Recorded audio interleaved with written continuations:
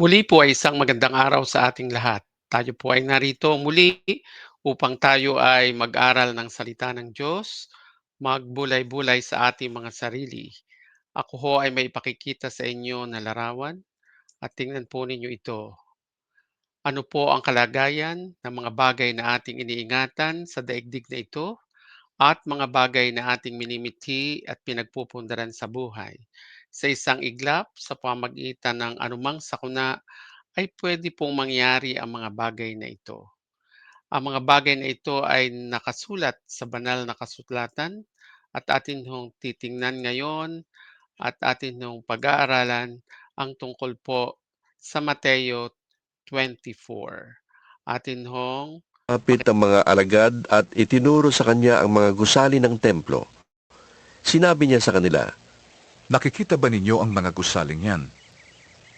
Tandaan ninyo, darating ang araw na wala riyang matitirang bato sa ibabaw ng ibang bato. Lahat ay iguguho. noon si Jesus ay nasa bundok ng mga olibo. Habang siya ay nakaupo ron, tinanong siya ng kanyang mga alagad nang walang ibang nakakarinig. Kailan po ba mangyayari mga sinabi nyo? Ano pong magiging palatandaan ng inyong muling pagparito at ng katapusan ng mundo? lagi pong yan ang itinatanong sa ating panahon din ngayon, kung kailan ang Panginoong Hesus babalik at kung kailan mangyayari ang mga bagay ng katapusan ng sanlibutan. Ang Panginoong Hesus po ay sumagot sa kanyang mga alagad. Sumagot si Jesus, Mag-ingat kayo upang hindi kayo mailigaw ni numan. Maraming paparito sa pangalan ko at magpapanggap na siya ang Mesyas at marami silang maililigaw. Makakarinig kayo ng mga labanan at makakabalita kayo tungkol sa mga digmaan. Ngunit huwag kayong mababahala. Dapat mangyari ang mga yon, ngunit hindi pa yon ang wakas. Maglalaban-laban ang mga bansa at gayon din ang mga kaharian. Magkakaroon ng tagutom at lilindol sa maraming lugar. Ang lahat ng ito Kabilang ho ang paghihirap, kasama ho yung digmaan, lindol at marami pang iba at naranasan po ng ating bayan sa dako po ng Cebu at ng ilang bahagi sa Visayas ang tungkol po sa ganitong karanasan. Tingnan po natin ang ilang video tungkol po dito.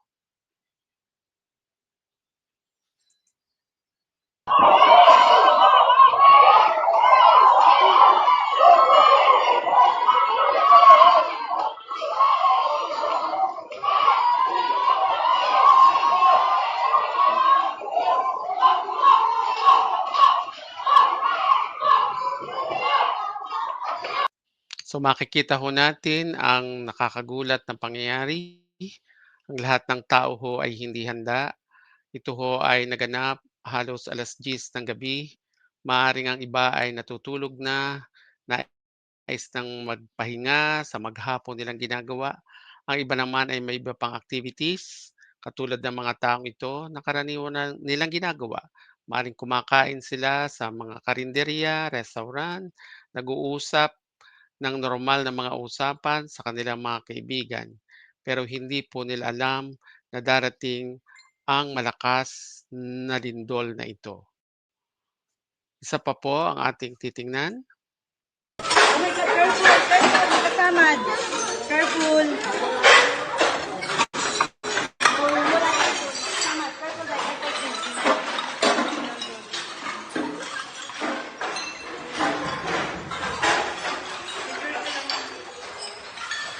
Dai, come on. Come on.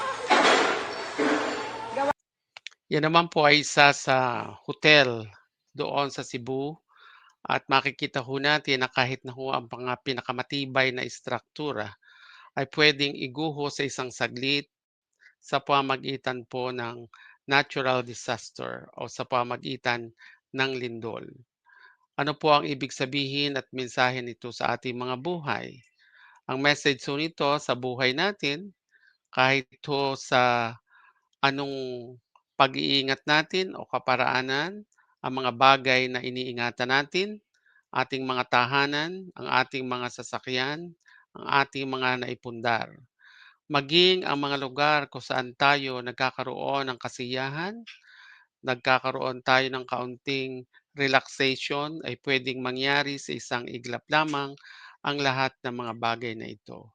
Sa iba't ibang dako ng bayan na andun po ang mga sunog at mga disaster.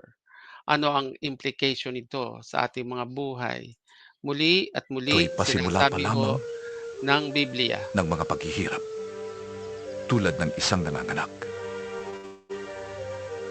Sa mga panahong yon, kapupuotan kayong lahat dahil sa inyong pagsunod sa akin. Isasakdal kayo upang pahirapan at patayin. At dahil dito'y marami ang tatalikod sa kanilang pananampalataya, mapopuot sila at magtataksil sa isa't isa. Marami ang magpapanggap na propeta at ililigaw ang marami. So, isa po sa mga tanda ng muling pagbabalik ng Panginoong Hesus ay ang paglitaw ng mga bulang propeta. At ang sabi ho sa ating Biblia na binabasa ngayong araw na ito ay pwedeng ito ho ay ikaligaw pa ng marami. Sa ganito ho mga trahedya, lahat ho ay tumatawag sa Diyos.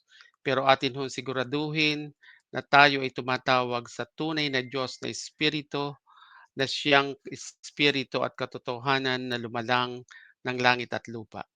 Ano ho ang dapat nating gawin sa panahon ngayon?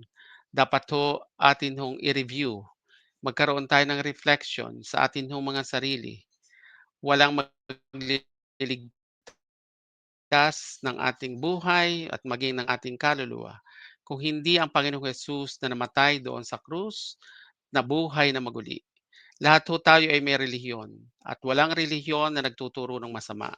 Subalit wala hong relihiyon na itinatag dito sa lupa upang maging daan ng kaligtasan. Persona, persona ang siyang nagliligtas ng kaluluwa ng marami at ito'y walang iba kung hindi ang Panginoong Hesus at tayo ay magsuko ng ating buhay, ng ating kaluluwa sa ating Panginoong Hesus bilang Panginoon at tagapagligtas.